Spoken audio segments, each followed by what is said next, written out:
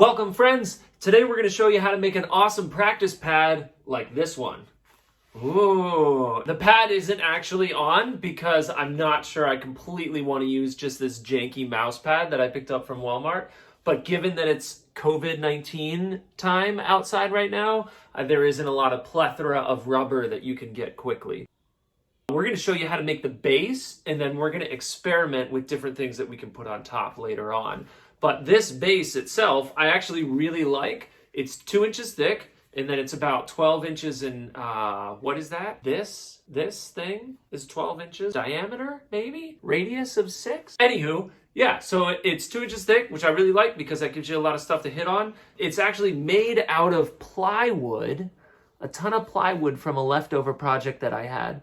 And I really like the way that that looks. And so once we get a pad that we're comfortable with, I will permanently glue it on top of here.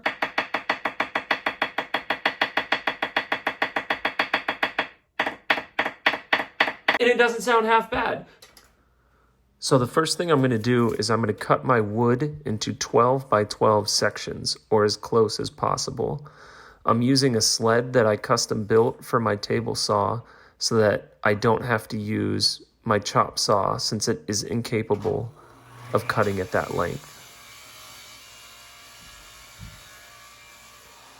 You could also use a circular saw for this if you don't have a table saw. The next thing I'm doing is I'm taking those 12 by 12 strips and I'm cutting them down into 2 inches.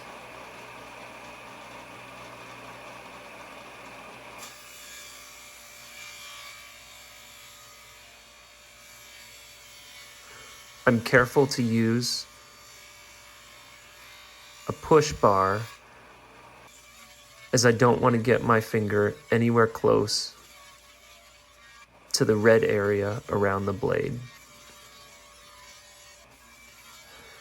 The next thing I'm doing is using tight bond type 3 wood glue to glue up all of the pieces together as they're stacked in clamps.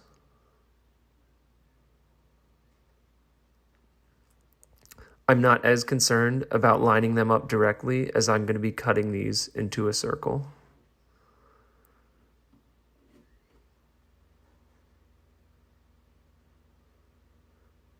I am going to wipe the glue, but how much glue is left on it is not important as I'll be sanding it all later.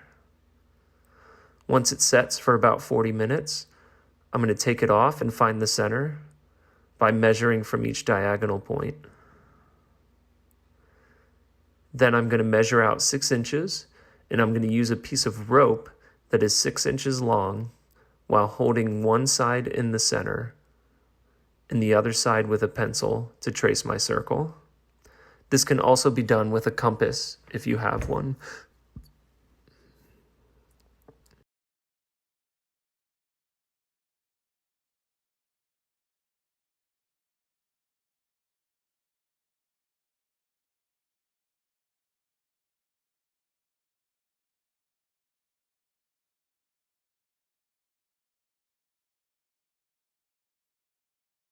Just to make the block easier to work with, I'm going to cut the corners off using my bandsaw. To get an accurate cut around my circle, I'm going to use my jigsaw and trace along the lines that I made. If you have the ability to make a jig, you can do that as well. I found this was just as easy.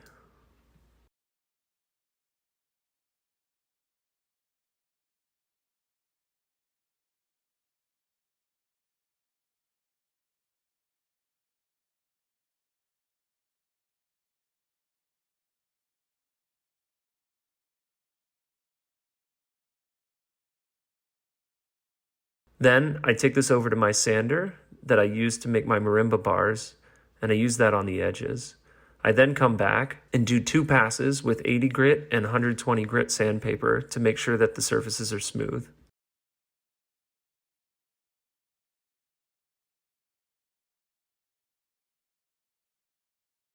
I then test. The test works out and we're ready to move on. I want to get a nice round edge on the top so I don't hurt my sticks when I do rim shots. So I take it to my router. At first I was running it the correct way on the router and it was nipping at the edges of the plywood. So I ran it the reverse way and then ran it over the correct way again. That gave it a lot smoother finish, and I would suggest doing that. Another sound test, and we are good to go. After all that, I came to my favorite part, which was putting the polyurethane on the top of it. It really sets in, especially along the edges, gives that great look.